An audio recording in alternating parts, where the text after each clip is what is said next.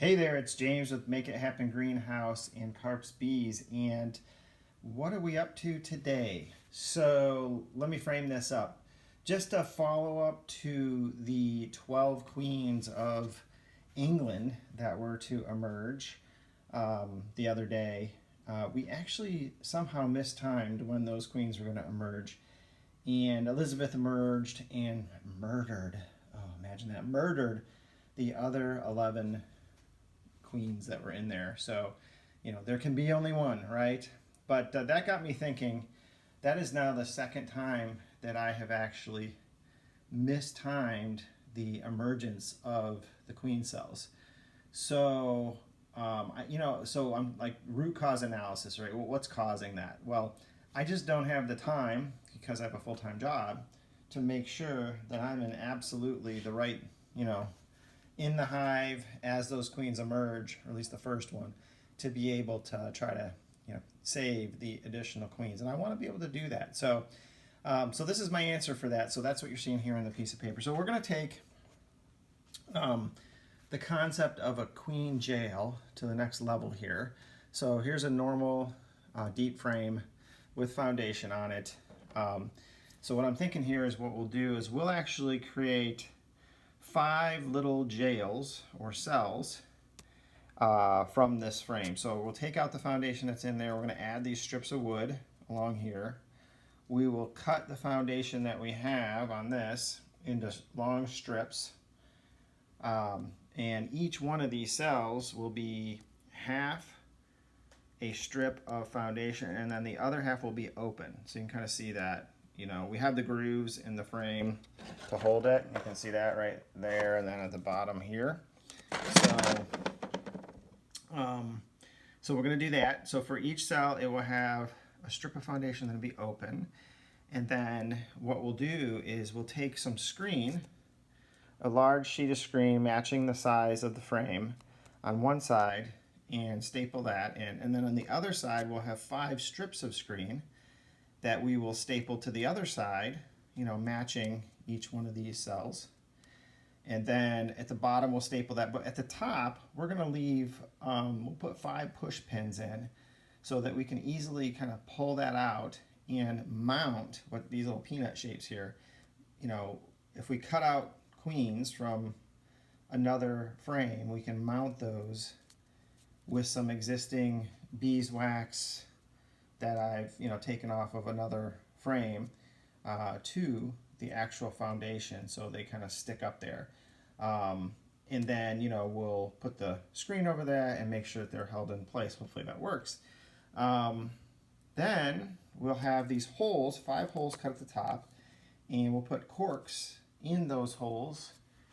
And let me see if I have one just laying around here and show you what I mean. So my messy little cart here where I just kind of throw everything in. I was going to stall for time. Oh, there. Okay, so we have these here, which are your standard queen cage.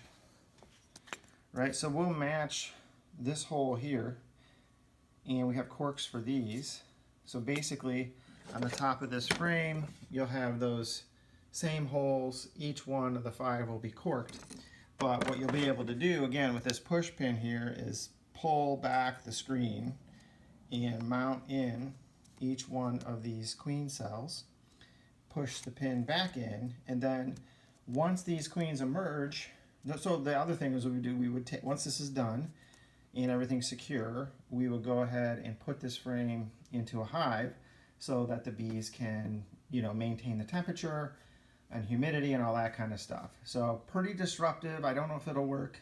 I've seen a lot of videos on queen rearing. I haven't really seen anything quite like this. It's very different. But I want to let the bees do their job as far as temperature and humidity and all that. So we'll put this multi-jail, I guess we'll call it, back into the hive. Let these queens emerge. Check them, maybe once a day.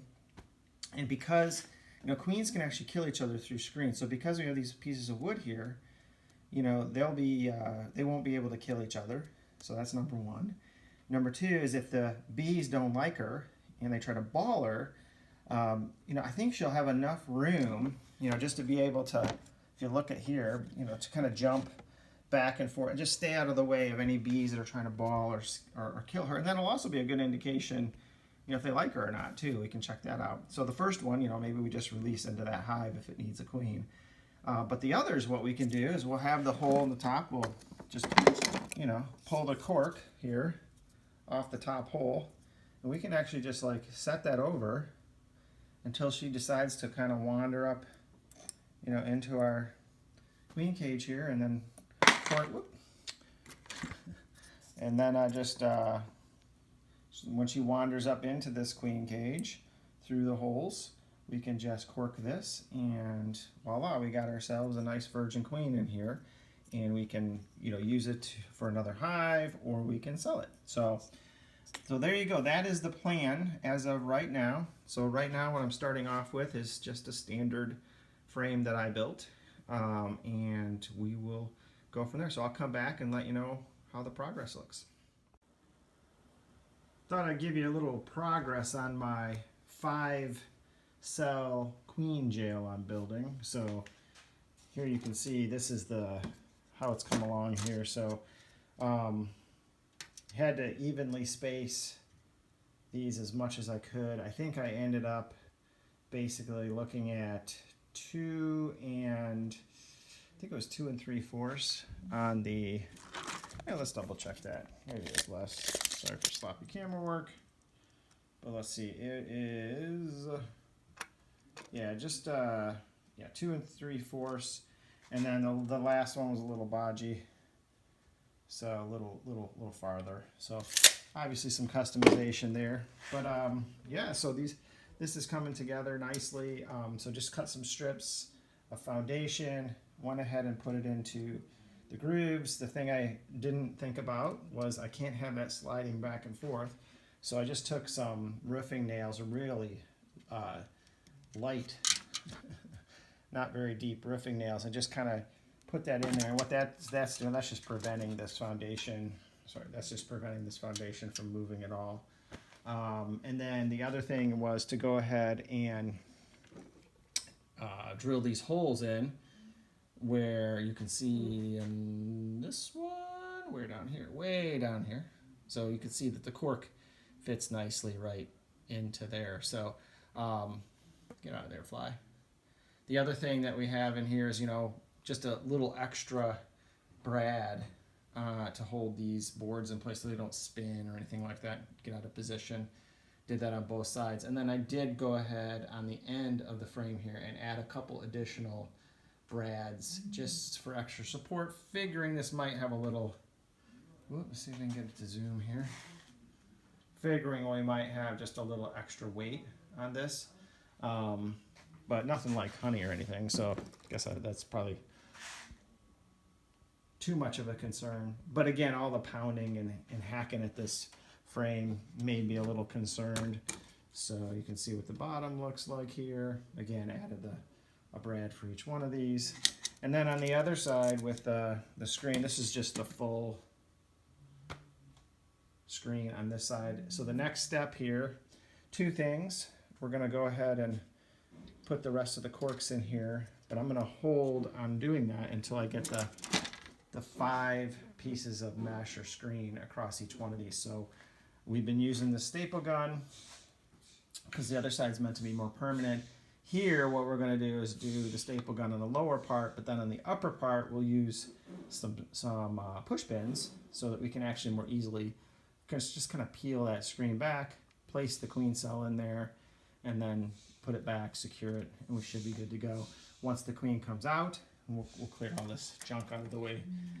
We can pop the cork off, put one of our queen cages on the top, and she can walk right in, cork this one, and voila, we're good to go. So we'll see how this works. Just have fun out here, experimenting a little bit, trying to prevent the loss of so many queens like I had last time. Again, this is all an effort to not have to monitor the bee yard, for 2 days straight to see when the first queen comes out and, prevent her from killing the other queen cells. So if you got any other methods out there that you've heard of, please feel free to put it in the comments. I'd love to hear about it. But this is a project that's going to take less than an hour, so figured we'll just have at it and have the material to do it. So voila. Okay, since somebody already has the design of a bee jail, I'm going to call this a bee prison because there's 4 cells. So this is the queen prison.